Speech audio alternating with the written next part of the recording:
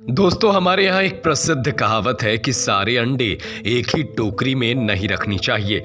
लेकिन हमारे देश के बड़े बड़े आईटी फर्म जैसे इन्फोसिस, विप्रो और टीसीएस ने अपने सारे अंडे की टोकरी में डाल दिए हैं।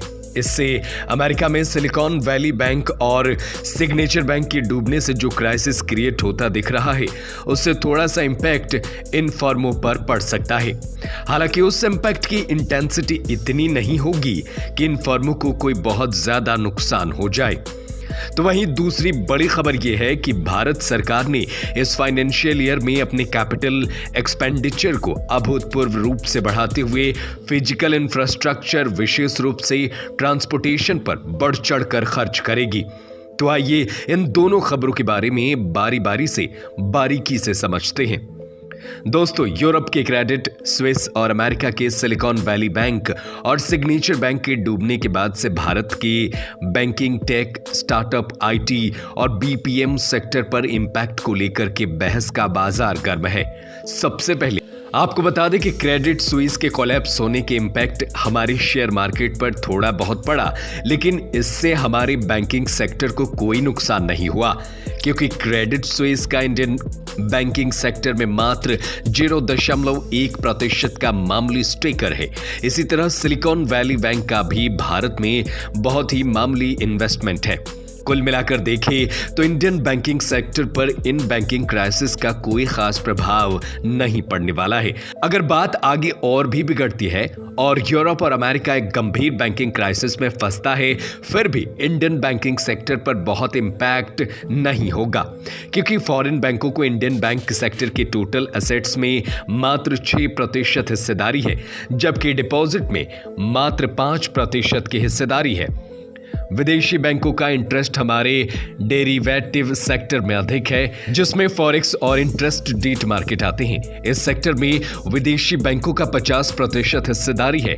पिक्चर क्लियर है कि अगर कोई ग्लोबल फाइनेंशियल क्राइसिस आती भी है तो इंडिया उसे इजीली प्रिवेंट कर लेगा। इंडियन बैंकर उदय कोटक ने भी कहा है कि भारत का माइक्रो इकोनॉमिक्स फंडामेंटल्स बहुत स्ट्रांग है, भारत इस क्राइसिस को इजीली प्रिवेंट कर लेगा।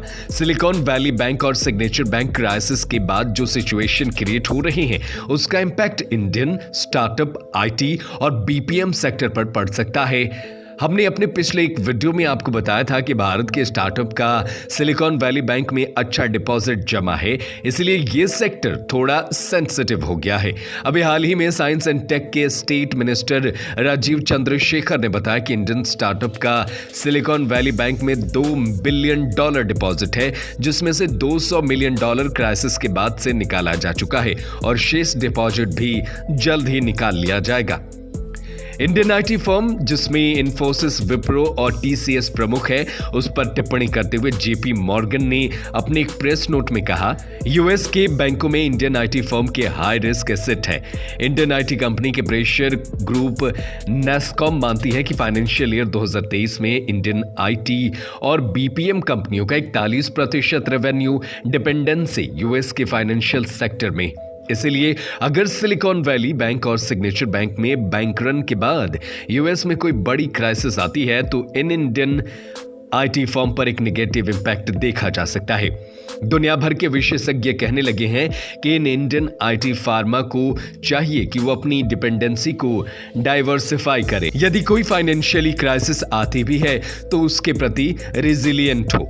यूरोप और अमेरिका में एक के बाद एक करके जो बैंक रन हो रहे हैं, उसमें सोशल मीडिया का भी एक हाथ माना जा रहा है। किसी भी अफवाह को लेकर के हमारी इकोनॉमी बहुत ही सेंसिटिव होती है। मीडिया अफवाह और निराशा फैलाने का एक प्रभावी माध्यम बन गया है। कोई भी इकोनॉमी भविष्य की आशा और प्रत्याशा पर चलती है और अफवाह या निराशा भविष्य की आशाओं के बारे में राय को बिगाड़ देती है। HCL टेक्नोलॉजी के एक्स सीईओ विनीत नायर ने भी कुछ हद तक इसी तरह का स्टेटमेंट दिया है। विनीत नायर ने कहा कि भविष्य को लेकर कुछ भी कहना बहुत ही कठिन है। किसी भी तरह का अनसर्टेन एनवायरनमेंट इस सेक्टर को प्रभावित कर सकता है। चलिए अब बढ़ते हैं दूसरी खबर की ओर। भारत $5 ट्रिलियन की इकोनॉमी बनने की तरफ रोज कदम बढ़ा रहा है। इसे अचीवमेंट को पाने में सबसे सहायक भूमिका इंफ्रास्ट्रक्चर की होगी। भारत इस इंफ्रास्ट्रक्चर डिफिसिटी को को कम करने के लिए अप्रैल से शुरू हो रहे वित्तीय वर्ष में दिल खोलकर खर्च करने वाली है। सरकार जीडीपी के 1.7% केवल ट्रांसपोर्ट इंफ्रास्ट्रक्चर पर खर्च करेगी। कुल मिलाकर $122 बिलियन का कैपिटल एक्सपेंडिचर सरकार डिफरेंट इंफ्रास्ट्रक्चर प्रोजेक्ट पर करने वाली है। रेलवे इंफ्रास्ट्रक्चर में 2.4 लाख करोड़ खर्च करने की योजना है, जो वित्तीय वर्ष 2014-15 की तुलना में 9 गुना अधिक है। भारत अब ऐतिहासिक रूप से अपने इंफ्रास्ट्रक्चर एक्सपेंडिचर को बढ़ा रहा है, जो इकोनॉमी, एक्टिविटी, लॉजिस्टिक और जॉब क्रिएशन के लिए बहुत मददगार साबित होगा।